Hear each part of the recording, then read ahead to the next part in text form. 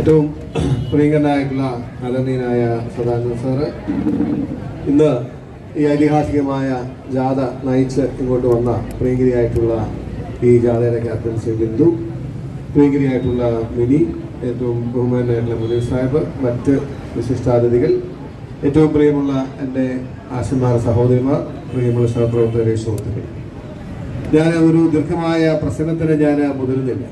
ഇതുവരെ ഈ സമരത്തെ സംബന്ധിച്ച് ഉള്ള വിവിധ കാര്യങ്ങളും വിവിധ വശങ്ങളുമൊക്കെ എല്ലാവരും ഇവിടെ സൂചിപ്പിച്ചു.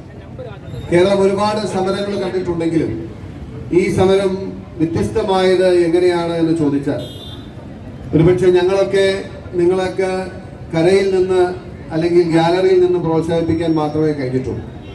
ഒരു മുഖ്യധാര രാഷ്ട്രീയത്തിന്റെയോ രാഷ്ട്രീയ പ്രസ്ഥാനത്തിന്റെയോ മുന്നണിയുടെയോ നേരിട്ടുള്ള ഇടപെടലോ പിന്തുണയോ ഇല്ലാതെ നിങ്ങൾ നടത്തിയ ഈ സമരം, സാധാരണഗതിയിൽ സമരം ചെയ്യുന്നവരോട് അനുഭാവമില്ലാതിരിക്കാൻ, സമരം ചെയ്യുന്നവരുടെ ആവശ്യങ്ങളെ അംഗീകരിക്കാതിരിക്കാൻ, പക്ഷേ അവരെ നിരന്തരം ആക്ഷേപിക്കുകയും അധിക്ഷേപിക്കുകയും മാത്രമല്ല, അധികാരത്തിന്റെ സർവ്വശ്രേണിയും ഉപയോഗിച്ച് ആ സമരത്തെ പരാജയപ്പെടുത്താൻ, പ്രത്യേകിച്ച് സ്ത്രീകൾക്ക് എന്തെങ്കിലും കുറവുണ്ടായിട്ടല്ല, എന്നിരുന്നാൽ പോലും നമ്മുടെ സമൂഹത്തിലെ സ്വാഭാവികമായ പരിമിതികൾ ഉള്ളപ്പോൾ തന്നെ ഒരു സ്ത്രീ സമൂഹം, അതും ഏറ്റവും താഴെത്തട്ടിലുള്ള ജനങ്ങളെ സേവിക്കുന്ന ഒരു സമൂഹം നടത്തുന്ന സമരത്തെ പരാജയപ്പെടുത്താൻ അധികാരത്തിന്റെ ഉത്തുംഗ ശൃംഖങ്ങളിൽ ഇരുന്ന് നിങ്ങൾക്കെതിരെ യുദ്ധം പ്രഖ്യാപിച്ച ഒരു സർക്കാരിനെതിരെ പടവെട്ടി മഴയും വെയിലും മഞ്ഞും എല്ലാം അതിജീവിച്ച് നിങ്ങൾ ഈ സെക്രട്ടറിയിൽ എത്തുമ്പോൾ നിങ്ങളെ കാണാൻ, നിങ്ങളെ അഭിനന്ദിക്കാൻ, നിങ്ങളെ അഭിവാദ്യം ചെയ്യാൻ ഇവിടെ എത്തണമെന്നുള്ള ആഗ്രഹം കൊണ്ടാണ് 2 ആഴ്ചയായി ഞാൻ നിയമസഭ സാമാജികനായിരുന്നു കൂടി മണ്ഡലത്തിൽ നിന്ന് മാറി നിൽക്കുകയാണെങ്കിലും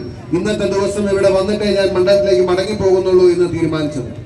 ഞാൻ ഏറെ അഭിമാനത്തോടുകൂടി എനിക്ക് പറയാൻ കഴിയുന്ന കാര്യം, ഒരു ജനപ്രതിനിധി എന്ന നിലയിൽ എനിക്ക് നിയമസഭയിൽ വരാൻ അവസരം കിട്ടിയപ്പോ ഞാൻ ഈ സർക്കാരിന്റെ പ്രവർത്തനങ്ങളെ നേരിട്ട് സാമൂഹ്യം വീക്ഷിച്ച് ഒരു സർക്കാരിന്റെ ഭാഗമായി നിന്ന് പ്രവർത്തിച്ചപ്പോ എന്റെ മണ്ഡലത്തിലെ ജനങ്ങളെ ഏറ്റവും പ്രയാസകരമായ സാഹചര്യത്തിൽ, ഏറ്റവും ദുർഘടമായ സാഹചര്യങ്ങളിൽ അവരോട് ചേർന്ന് നിന്ന് ഈ സർക്കാരിന് വേണ്ടി അവരെ സേവിച്ച ഒരു വിഭാഗമാണ് ആശമാരെന്ന് എനിക്ക് നേരിട്ട് ബോധ്യപ്പെട്ടതിന്റെ അടിസ്ഥാനത്തിലാണ് നിയമസഭയിൽ ആദ്യമായി ഒരു സംസ്ഥാനത്തിന്റെ ശ്രദ്ധ ആകർഷിക്കുന്ന ഒരു വിഷയം അവതരിപ്പിക്കാൻ എനിക്ക് പാർട്ടി അവസരം തന്നപ്പോ ആശമാരുടെ വിഷയം നിയമസഭയിൽ അവതരിപ്പിക്കാൻ ഞാൻ തീരുമാനിക്കുകയും എന്റെ ആദ്യത്തെ ശ്രദ്ധ ക്ഷണിക്കൽ എന്ന് പറയുന്നത് ആശമാരുടെ പ്രയാസം അനുഭവിക്കുന്ന കഷ്ടപ്പാട് നിറഞ്ഞ അനുഭവങ്ങളായിരുന്നു.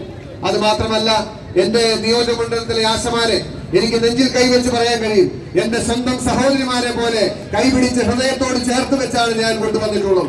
അതുകൊണ്ട് അവർ ഇവിടെ സമരം ചെയ്യുമ്പോ, ഈ സമരവുമായി ഈ പ്രയാസം അനുഭവിച്ച് മുമ്പോട്ട് വരുമ്പോ ഇവിടെ ആയിരിക്കേണ്ടത് എന്റെ ഉത്തരവാദിത്വവും ധർമ്മവുമാണ് എന്ന് ഞാൻ വിശ്വസിക്കുന്നു. തീർച്ചയായിട്ടും എന്നോട് ആരോ ചെവിയിൽ മന്ത്രിക്കുകയായിരുന്നു, ദുർഗന്ധം വമിക്കുന്ന കീടങ്ങളെന്ന് ഈ സർക്കാർ അവരെ ആക്ഷേപിച്ചത് ഒരിക്കലും കേരളത്തിന് പുറക്കാനാവാത്തതാണ് എന്ന് അങ്ങ് പറയണമെന്ന് പറഞ്ഞപ്പോ എനിക്കും തോന്നി, എത്ര ആക്ഷേപങ്ങൾ ഏറ്റുവാങ്ങിയാണ്, എത്ര പരിഹാസങ്ങൾ ഏറ്റുവാങ്ങിയാണ്, എത്ര പ്രതിബിംബങ്ങൾ അതിജീവിച്ചാണ് നിങ്ങൾ കടന്നു വന്നത്. നിങ്ങൾ കൈവരിച്ച ഈ ശക്തി, ഈ ആർജവും ഇച്ഛാശക്തിയും കേരളത്തിന്റെ പൊതുസമൂഹം അംഗീകരിച്ചിട്ടുണ്ട്. ഇന്ന് കേരളത്തിന്റെ എല്ലാ അധികാരങ്ങളും കയ്യിലേന്തി ഇവിടെ സിംഹാസനത്തിൽ ആരൂഢനായിരിക്കുന്ന പിണറായി വിജയൻ, അതിന് മുകളിൽ ഒരു സിംഹാസനമുണ്ട്. പക്ഷേ നിങ്ങളിൽ പലരും വിശ്വാസികളായിരിക്കില്ല.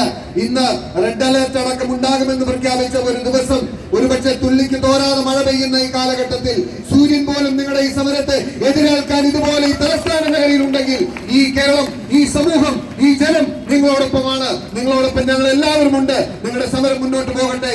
വിജയം ആത്യന്തികമായി നമ്മളോടൊപ്പമായിരിക്കും. ആ വിജയം ആഘോഷിക്കാൻ ഞാനും നിങ്ങളോടൊപ്പം ഉണ്ടാകുമെന്ന് മാത്രം അഭിവാദ്യം ചെയ്തുകൊണ്ട് ഞാൻ എന്റെ വാക്കുകൾ നിർത്തുന്നു. നന്ദി, നമസ്കാരം, ജയ് ഹിന്ദ്.